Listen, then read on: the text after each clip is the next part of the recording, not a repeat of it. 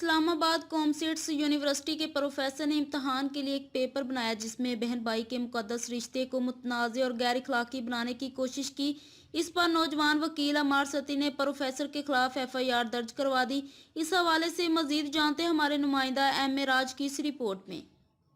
جی گزشتہ دنوں کامسٹ یونیورسٹی کے ایک پروفیسر نے انگلش کا ایک پیپر بنایا جس میں بہن بھائی کے مقدس رشتے کو غلط رنگ دینے کی کوشش کی، اسلامی معاشرے کو تباہ کرنے کی کوشش کی۔ اسی حوالے سے ہمارے ساتھ موجود ہیں عمار ستی صاحب، ایڈوکیٹ ہیں، انہوں نے ان کے خلاف FIR درج کروائی ہے۔ آئیے ان سے جانتے ہیں کہ یہ سارا معاملہ کیا ہے اور انہوں نے FIR جو درج کرائی ہے وہ کہاں تک پہنچی۔ جی السلام علیکم، بہت وعلیکم شکریہ۔ السلام۔ عمار ستی صاحب، ایک ایسا واقعہ رونما ہوا کہ جس کو سن کر رونگٹے کھڑے ہو جاتے ہیں کہ اسلامی معاشرے کو تباہ کرنے کی کوشش کی، اور آپ کا جو یہ اقدام ہے یہ لائق تحسین ہے کہ آپ نے اس کے اوپر ایکشن لیتے ہوئے FIR درج کروائی۔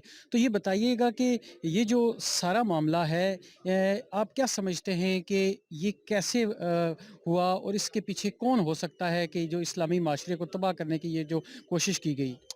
جی میں تو سمجھتا ہوں کہ انسان کا کوئی بھی عمل، اس کا کوئی بھی لفظ، اس کے نظریات یا اس کی ایک تربیت اس میں شامل ہوتی ہے۔ اس تمام عمل کے پیچھے میں ایک سمجھتا ہوں کہ سوچی سمجھی سازش ہے جو پاکستان کے فیملی لاء کو ڈسٹرب کرنے کے لیے جو ہے لائی گئی۔ اور جہاں تک اس معاملے کا تعلق ہے یا اس مقدس رشتے کو یا اس کی عظمت کو یا اس کے تقدس کو پامال کرنے کی کوشش کی گئی، میں سمجھتا ہوں اس کے پیچھے انٹرنیشنل کمیونٹیز کا ہاتھ ہوگا، یا ایسے ہی نہیں ہوا، اس کے کوئی نہ کوئی محرکات ہوں گے۔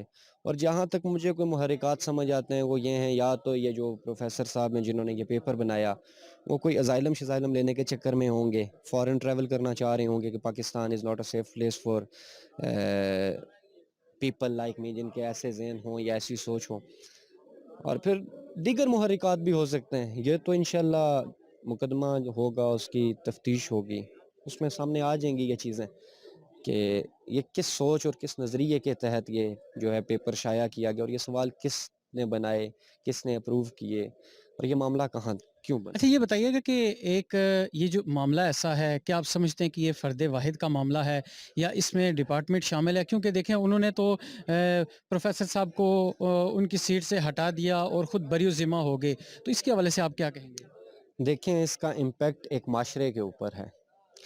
یہ اگر یونیورسٹی کے اندر رہتا، فیکلٹی کے اندر رہتا، یا کسی ایک اسٹوڈنٹ کا معاملہ ہوتا یا پرائیویٹ پارٹیز کا معاملہ ہوتا تو اور بات تھی۔ اس کا امپیکٹ ایک معاشرے پہ ہوا ہے، تو میں سمجھتا ہوں کہ اس تمام میں ملوث ہیں یونیورسٹی کی انتظامیہ، examination department, examination control office, یہ تمام لوگ ملوث ہیں، کیونکہ ان کی نیگلیجنس ہے، یا تو ان کی نیگلیجنس ہے یا انہوں نے جان بوجھ کے ایسا کیا ہے۔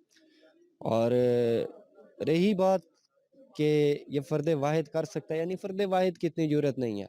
فرد واحد اس میں کبھی بھی اتنا بولڈ سٹیپ کبھی بھی نہیں لے سکتا، اور وہ بھی ایک وزٹنگ فیکلٹی کا ایک ٹیچر، وہ اتنا بولڈ کوسچن کبھی بھی نہیں کر سکتا۔ اس میں ضرور اور بھی لوگ ہیں جو پس پردہ ہیں، انشاءاللہ سامنے آ جائیں گے۔ اب کیا کہیں گے کہ جو ہمارا تعلیمی نظام ہے اس میں چیک اینڈ بیلنس کا کوئی سسٹم ہے نہیں ہے کہ کچھ بھی کیا جا سکتا ہے، جو ہماری جو بکس ہیں ان میں تبدیلی کی جا سکتی ہے، کچھ بھی نکال دیا جاتا ہے، کچھ بھی ڈال دیا جاتا ہے، اس کے حوالے سے کیا کہیں گے؟ ہمارا تعلیمی نظام کون سا پہلے اپنے پیروں پہ ہے اور ہمارا کون سا تعلیمی نظام ہے؟ یہ تو لارڈ میکلے کا تعلیمی نظام ہے۔ ہمارا تو تعلیمی نظام دفن ہو گیا تھا۔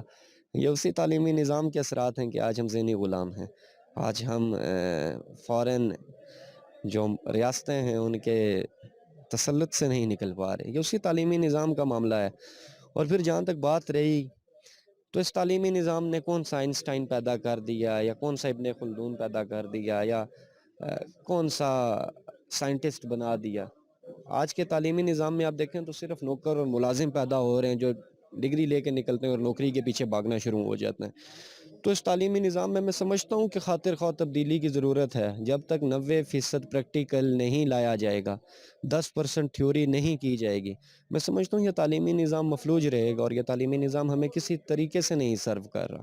آج ان امپلائمنٹ کی آپ ریشو دیکھ لیں، آج نوجوان جو اپنے مستقبل کے بارے میں پریشان ہے، اور ڈگمگا رہا ہے، اس کی ریشو آپ دیکھ لیں تو یہ تعلیمی نظام کے سارے اثرات ہیں۔ عمار صاحب یہ بتائیے گا کہ یہ ایک ایسا معاملہ ہوا ہے جو ناقابل برداشت ہے اور یہ ناقابل تلافی جرم ہے، تو اس کا معاشرے پر کیا اثر پڑ رہا ہے؟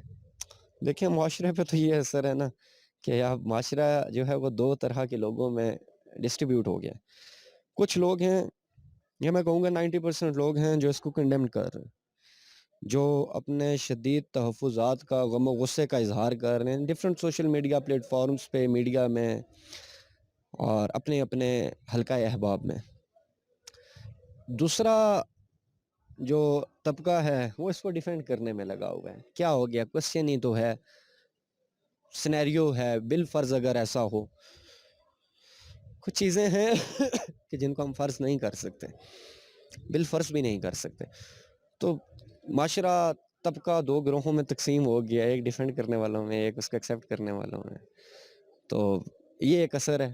دوسرا اثر یہ ہے کہ ایک سوچ تھی، ایک رجحان تھا، یا ایک جو ہے وہ ایک طرف مارچ یا امپلیمنٹ جو چیزیں ہیں ان کی طرف لے جانے کا ایک طریقہ کار یہی تھا کہ پہلے پوچھا جائے کہ قوم کی نروز کیا کہتی ہیں، لوگ کیا سوچتے ہیں اس بارے میں، کتنی کوئی جو ہے نا اس تعلیمی نظام نے ان کے اثرات جو ہیں مرتب کیے ہیں ان کی زندگیوں پہ، ان کی نجی زندگیوں پہ، کتنا وہ اپنے دین سے دور ہیں۔ تو یہ میں سمجھتا ہوں یہ ایسے ٹیسٹرز ہیں، تو ہمیں ان ٹیسٹرز کو سر سے کچلنا ہوگا۔